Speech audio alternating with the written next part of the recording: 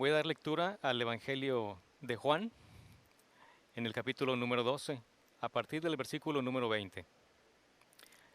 Dice así: Había ciertos griegos entre los que habían subido a adorar en la fiesta. Estos pues se acercaron a Felipe, que era de Betsaida de Galilea, y le rogaron diciendo: Señor, quisiéramos ver a Jesús. Felipe fue y se lo dijo a Andrés. Entonces Andrés y Felipe se lo dijeron a Jesús. Jesús les respondió diciendo: Ha llegado la hora para que el Hijo del Hombre sea glorificado. De cierto os digo, que si el grano de trigo no cae en la tierra y muere, queda solo, pero si muere, lleva mucho fruto. El que ama su vida la perderá, y el que aborrece su vida en este mundo, para vida eterna la guardará. Si alguno me sirve, sígame, y donde yo estuviere, allí también estará mi servidor. Si alguno me sirviere, mi Padre le honrará.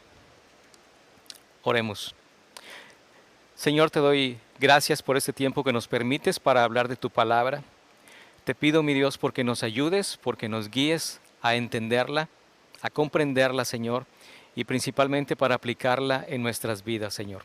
Que sea un motivo, una motivación, un aliciente, Señor, para que nosotros podamos seguir adelante, Señor, confiados en tus promesas, confiados en tu palabra, confiados, Señor, en tu gracia. Te lo pedimos en el nombre de Cristo Jesús. Amén. El título que le puse a este mensaje es Los que quieren ver a Jesús. Y en este pasaje, pues bueno, para dar un poquito de contexto de lo que estábamos hablando, de lo que estamos hablando aquí en este punto, pues es que antes de esto, antes de que estos griegos hicieran esta petición, había venido primeramente la entrada triunfal en Jerusalén y había venido previo también a esto la resurrección de Lázaro. Entonces, no pudiéramos determinar bien que esa fue la causa por la cual ellos quisieran ahora ver a Jesús, pero algo debe de haber influido para que ellos tomaran esa determinación. Entonces, vinieron estos griegos, no menciona cuántos eran, pero se acercaron a Felipe. Las posibilidades de que hayan buscado a Felipe, pues queda muy mencionado que era de Betsaida de Galilea y era una región contigua precisamente al lugar de donde residían estos griegos o donde estaban los griegos. Entonces vinieron y le rogaron diciendo: quisiéramos ver a Jesús. Entonces la condición de los griegos, también aquí se tiene considerado que eran gentiles. Entonces, ya sea que fueran prosélitos del judaísmo, o sea, los que habían querido formar parte, ¿verdad? Y que incluso se habían algunos circuncidado, o simplemente que eran unos varones temerosos de Dios, cuya intención era apartarse de los malos caminos y seguir al Dios verdadero. Eh, Como les mencionaba, la razón por la cual lo buscaban no queda determinada, pero esos eventos mencionados también eran la posibilidad. Ah, Ahora, en este tiempo, en nuestros tiempos, si quisiéramos ver a Jesús, así como los judíos o los gentiles lo querían ver, o como sucedió en ese tiempo, ¿verdad? Ellos lo tuvieron, estuvieron en su presencia, pues bueno, ahora para nosotros no es posible, ¿verdad? Ya que Jesús ascendió al cielo y en su lugar nos dejó al Espíritu Santo. Pero tenemos una palabra para comenzar, una palabra que Jesús mismo habla bien de nosotros. Retomemos el caso de Tomás, aquel que decía: a menos que yo lo vea y a menos que metiera mi dedo en su costado, no creeré. Pues bueno, hubo una palabra cuando Tomás finalmente comprobó que Jesús estaba ahí. Jesús le dijo: porque me has visto, Tomás, creíste. Bienaventurados los que no vieron y creyeron. Entonces no somos nosotros los que hemos creído en Jesús, somos parte de esos bienaventurados, ¿verdad? Porque no lo hemos visto, pero sabemos que Él existe, creemos en la obra que Él hizo, creemos en Él y creemos en la vida eterna que tenemos por haber puesto nuestra confianza en Él, derivado de que Él pagó por nuestros pecados. Solo vamos a tener la opción de verlo cuando estemos delante de Él, pero necesitamos, como la palabra dice y lo que vamos a estar viendo aquí, necesitamos despojarnos de algo para poder estar en su presencia. Y mientras estamos aquí en la tierra, tenemos que estar trabajando de manera continua, de manera constante, para seguir con la mirada puesta en Él. Sabemos que mientras estemos aquí en la tierra va a haber muchas situaciones que viviremos, va a haber tentaciones, va a haber algunas ideas de pronto con las cuales nos vamos a enfrentar, que van a querer desestabilizarnos y guiarnos hacia otro lado, que pongamos nuestra mirada en otro lugar. Pero nosotros necesitamos estar continuamente con la mirada puesta en Jesús. Ahora, ¿hasta dónde podían llegar los griegos? Cuando ellos llegaron para buscarlo, pues Jesús estaba en el templo. Pero los griegos no podían entrar, los gentiles no podían entrar hasta el área donde Jesús se encontraba. Ellos tenían nada más dentro del área del templo, había una sección que le llamaban el atrio de los gentiles. Entonces no podían cruzar, nada más se podían quedar hasta ahí. Había pena de muerte si intentaban cruzar hacia esa parte, hacia donde solo los judíos podían estar. Entonces,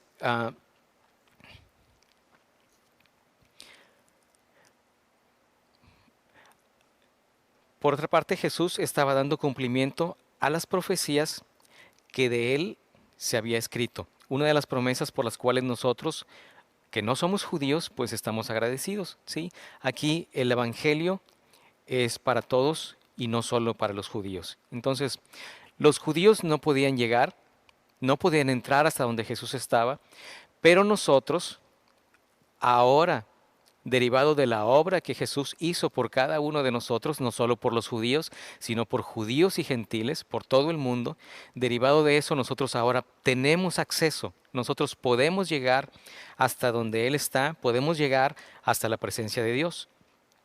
Entendemos que el Evangelio fue predicado primero a los judíos, pero estaba la promesa de que sería predicado también para los gentiles.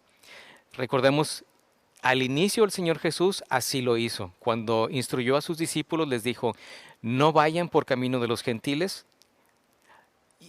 Cuando alguien lo buscaba decía, soy enviado a las ovejas perdidas de la casa de Israel.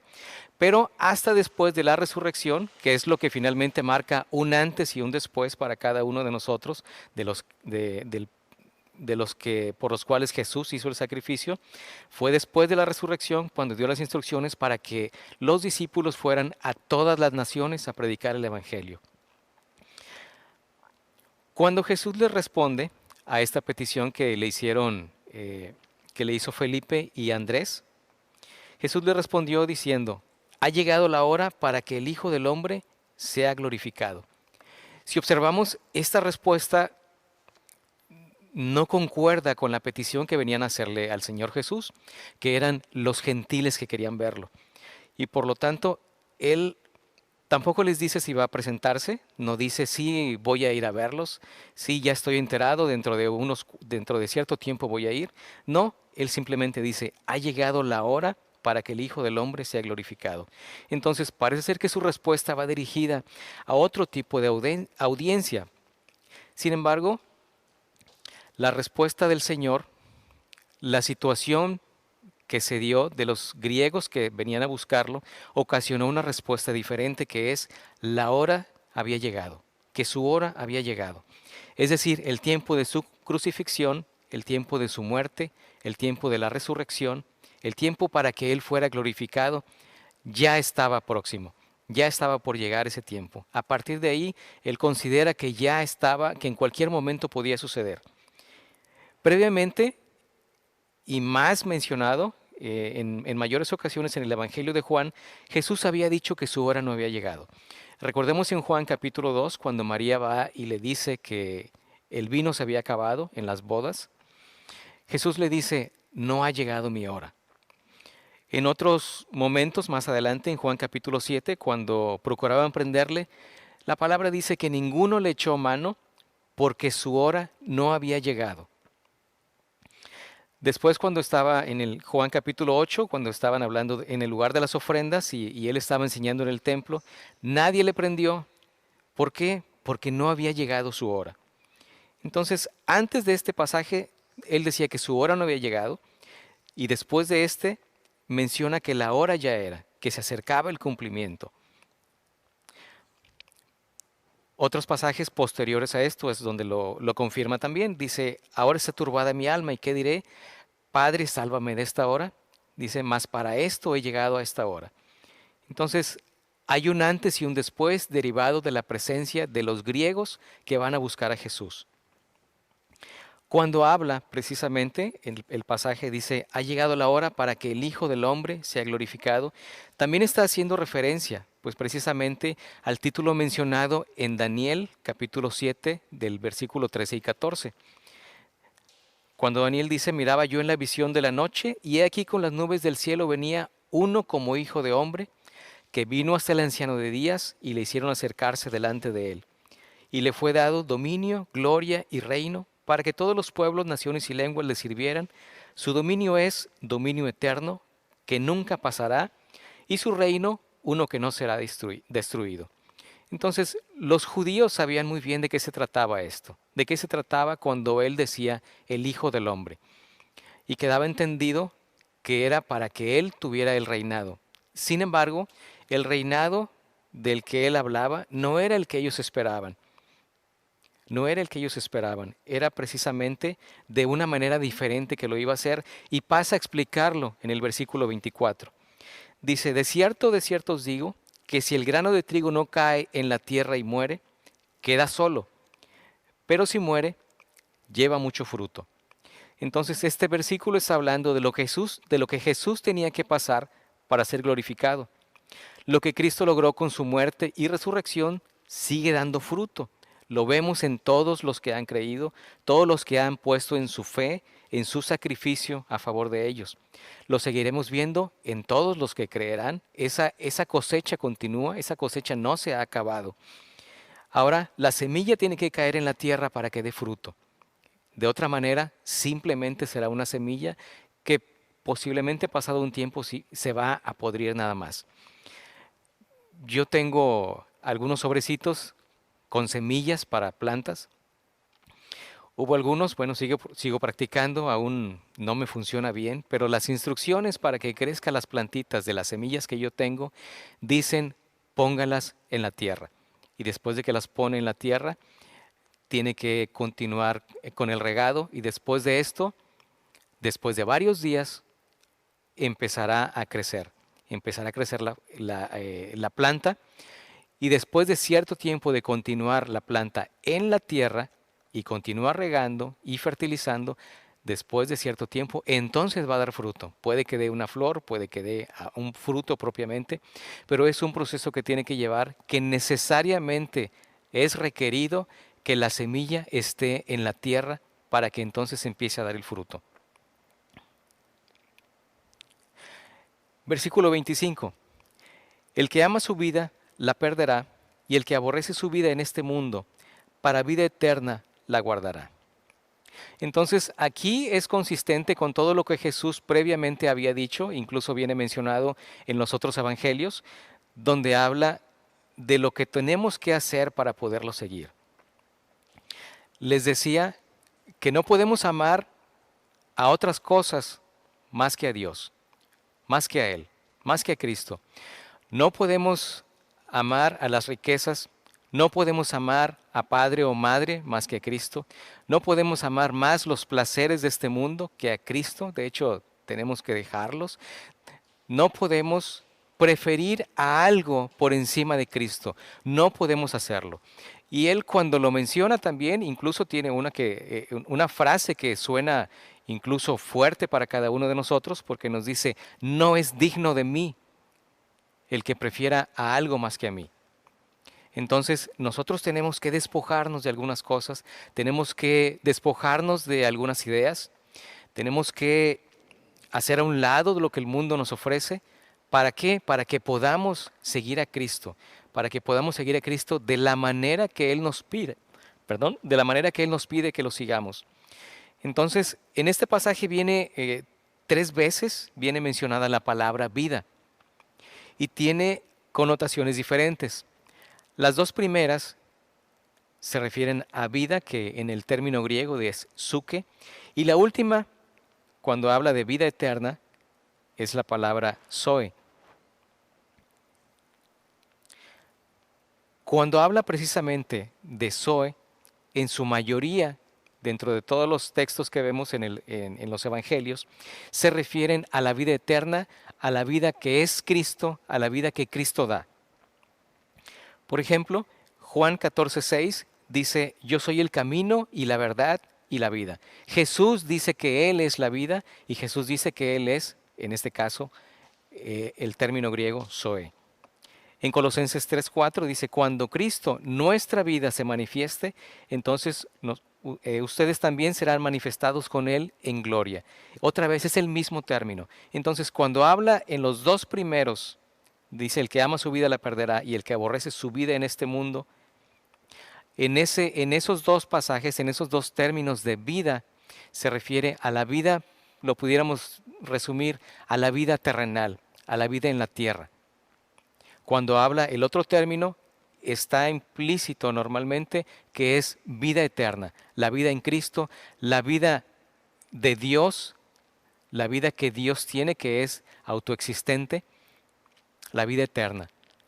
Entonces, nosotros necesitamos precisamente morir a lo que hay en el mundo, morir a la vida que nos da el mundo, que nos ofrece el mundo, para tomar, mediante el sacrificio y nuestra confianza en Cristo, para tener la vida eterna que solo en Cristo encontramos. Entonces, para nosotros tenemos una condición, ¿verdad? Si no hay muerte, no vamos a ver ese fruto espiritual, que es la obra del Espíritu Santo en nosotros.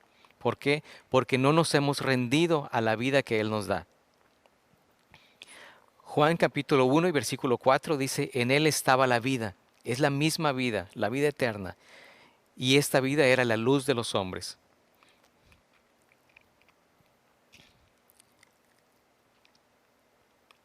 Marcos 10:45 también lo menciona. El Hijo del Hombre no vino para ser servido, sino para servir y para dar su vida en rescate por muchos.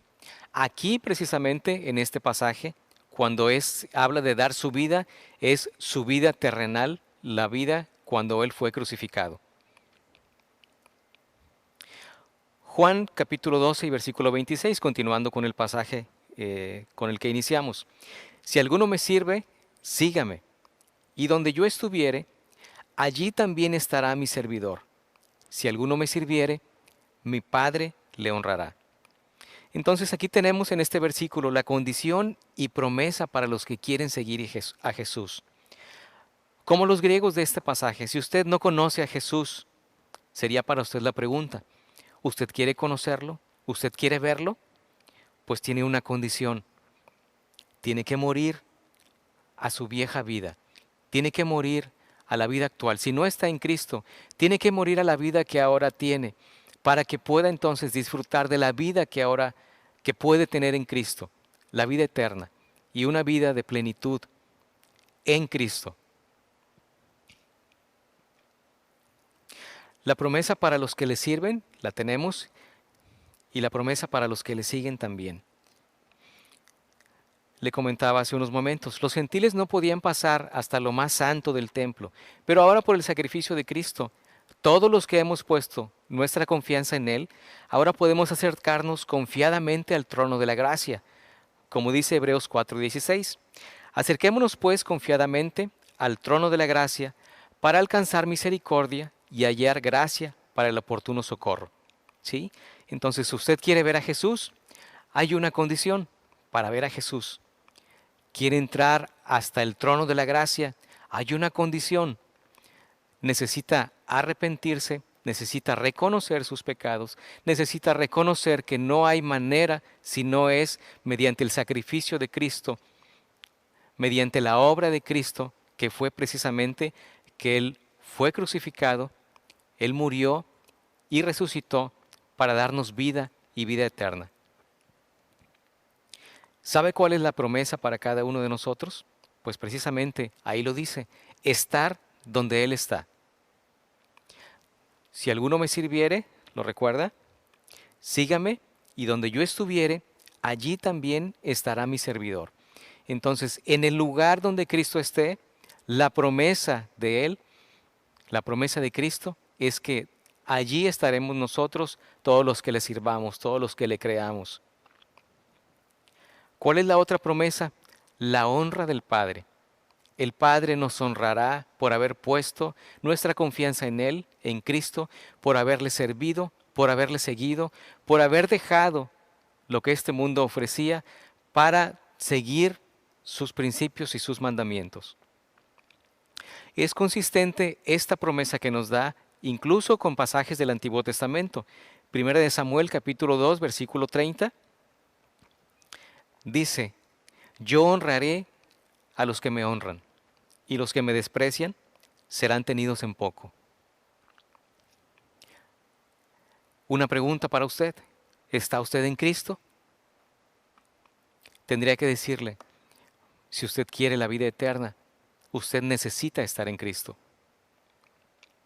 Ahora, lanzo una pregunta para todos los que estamos en Cristo. Cuando alguien se nos aproxime, cuando alguien se nos acerque y nos diga que quiere ver a Jesús o que quiere conocer a Jesús, pues por supuesto que lo guiaremos a través de la palabra de Dios, de lo que la Escritura dice. Lo guiaremos, le daremos el mensaje, le diremos lo que Cristo hizo, le diremos la condición en la que se encuentra el hombre sin Cristo, le diremos la necesidad que tiene, le diremos el fin que le espera para los que no están en Cristo. Todo eso basado en la palabra de Dios. Pero todavía tendría que decir una pregunta adicional para meditar con respecto a esto. Si alguien nos dice que quiere ver a Jesús, ¿lo verán en mí o lo verán en usted? Hay algunos que mencionan, meditaciones que me he encontrado por ahí, dicen, muy posiblemente usted sea la única Biblia que alguna persona lea en toda su vida. Si usted está en Cristo, tiene una responsabilidad. Tiene una responsabilidad delante de Dios y tiene una responsabilidad hacia el mundo por lo que Cristo ha hecho en usted, por las instrucciones que Dios ha dejado para cada uno de nosotros. ¿Verán a Cristo en nosotros? O si lo vemos así, ¿leerán a Cristo en nosotros? Nuestras acciones, nuestras actitudes, nuestro comportamiento, ¿le dirá a los demás que estamos en Cristo? ¿Verán a Cristo en nosotros? Es bueno que nosotros hagamos, como hijos de Dios, que nosotros hagamos esta reflexión para que los demás vean, para que los demás puedan seguir a Jesús, para que no seamos sino personas que puedan guiarlos a otros a Jesús, para que cuando nos pregunten estemos preparados con la palabra, estemos meditando en la palabra para estar preparados cuando alguien nos pregunte acerca de Jesús, pero también debemos de estar preparados para que con nuestra conducta también podamos ganar a otros, porque van a ver que Cristo está en nosotros, que la vida de Cristo está en nosotros. Eso es algo que nosotros debemos de considerar. El ejemplo de Cristo lo tenemos muy marcado en Filipenses capítulo 2. Él se despojó a sí mismo, tomando forma de siervo. Estando en la condición de hombre, se humilló a sí mismo, haciéndose obediente hasta la muerte y muerte de cruz. Por lo cual Dios lo exaltó hasta lo sumo y le dio un nombre que es sobre todo nombre. Ese es el ejemplo que nosotros tenemos. Ese es el ejemplo y esa es la petición que nos dice alguien que quiere que le sigamos. Quiere que nos despojemos, quiere que todo aquel que se acerque a Él se despoje de todo eso que quiere exaltarse a sí mismo, de la persona que se quiere exaltar a sí mismo. A quien tenemos que exaltar con nuestra vida es precisamente a Jesucristo, por toda la obra que hizo en nosotros. Entonces, dejo esta meditación para cada uno de nosotros. Dejo esta meditación para aquellos que no le conocen, para aquellos que no le conocen, y que quieren conocerlo, necesitan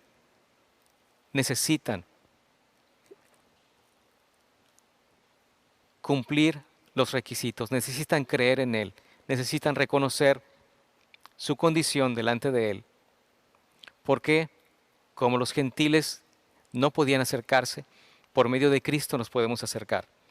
Pero ahora para los que estamos en Cristo, necesitamos continuamente seguir haciendo que el viejo hombre muera, haciendo que el viejo hombre no esté obrando en nosotros. Como dice también en Gálatas, dice que necesitamos despojarnos del viejo hombre que está viciado. Entonces, queda para cada uno de nosotros, para los que conocen y para los que no le conocen, que sigamos trabajando, que sigamos perseverando, que nos sigamos manteniendo, que nos sigamos preparando, que sigamos buscando más de Él, cada vez más de Él, para que podamos reflejar la imagen de su imagen a través de nosotros. Vamos a orar. Señor, a ti sea la gloria y a ti sea la honra. Gracias, Cristo, por la obra que hiciste por cada uno de nosotros.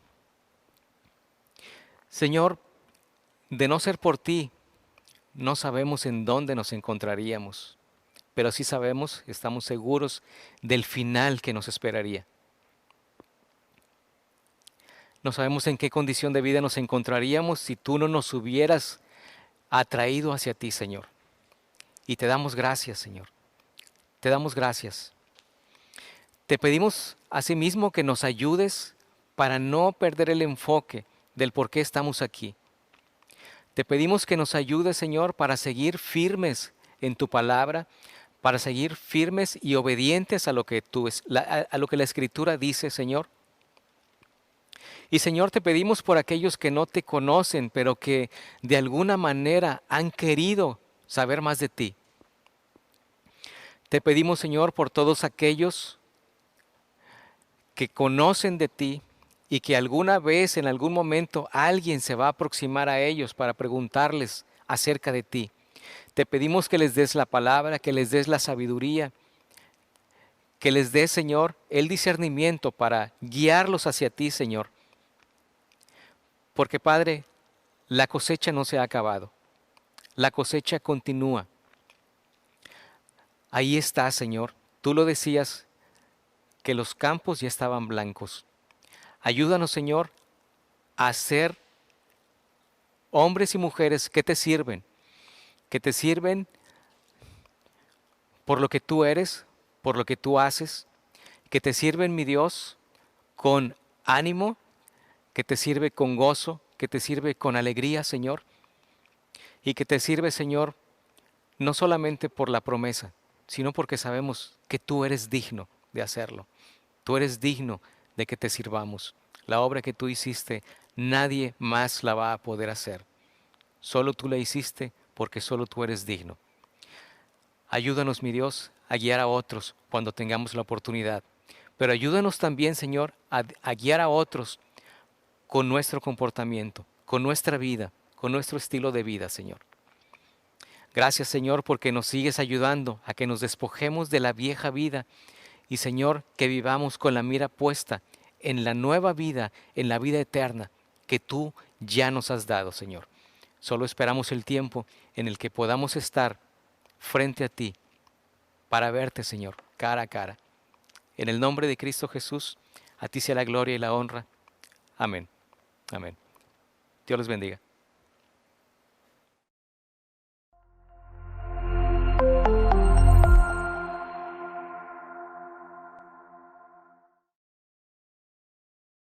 Tampico, queremos servirte mejor.